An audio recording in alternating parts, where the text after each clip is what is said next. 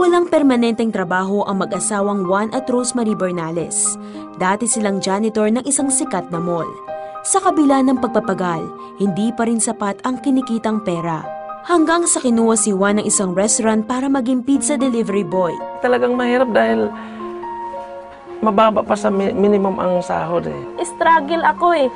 Tapos wala kaming pera. Ang utang namin dito halos sa tindahan inabot na ng 3 buwan, 4 na buwan. Nahihiya na ako. Ang buwan ng sweldo ni Juan ay napupunta lamang sa mga utang, bilihin at upa ng bahay. Dahil sa hirap ng buhay, laging napagtatalunan ng mag-asawa ang pera. Nagsisisi ako kung bakit ikaw na pangasawa ko. Hindi mo naman pala kami kayang buhayin. Ang anak mo, naghihirap kami ngayon. Kahit pambaon ng anak ko, wala. Naawa din ako sa anak namin.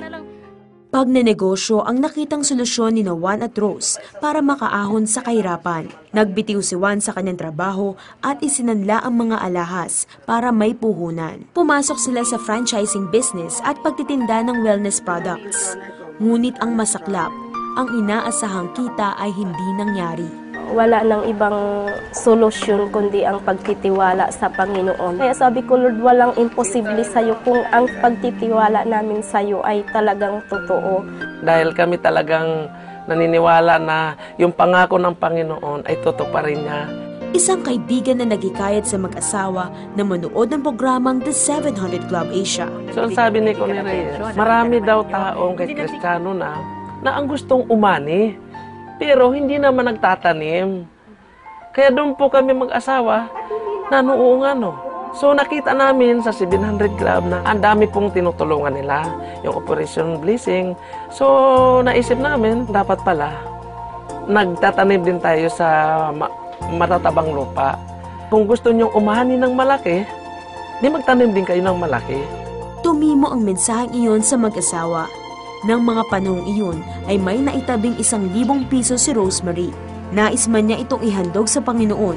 May pag-aagam-agam siya na ibigay itong lahat dahil ito na lang ang nalalabi nilang pera.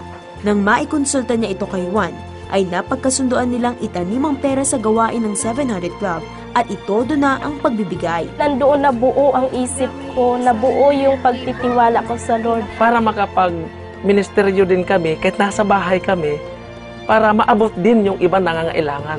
Dahil sa katapatang ipinamalas ng mag-asawa, ay pinagpala sila makalipas lamang ang ilang araw. May nag-text sa amin, may commission akong dumating. So yun, tuwang-tuwa kami din niya. Sabi ko, totoo nga pala. Pag tayo ay magbigay sa matabang lupa, talagang ibabalik niya ng triple. Kalain mo 1,000 binigay ko. Ang natanggap ko, more than 4,000. Hindi nagtatapos doon.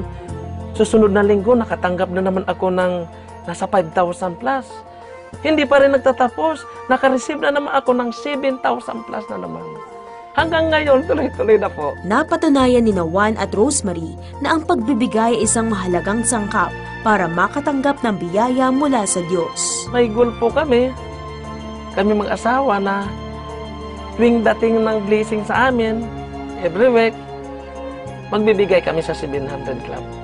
Pag nangangailangan kami pinansyal, nandyan agad ang pinansyal. So nandyan talaga, sabi namin, talaga ang Diyos buhay. Diba sa Bible, na ang sabi sa Malakay 3:10, subukin mo lang ako, ay bubuksan ko yung durungawan. Talagang ibibless ka ng Panginoon pala.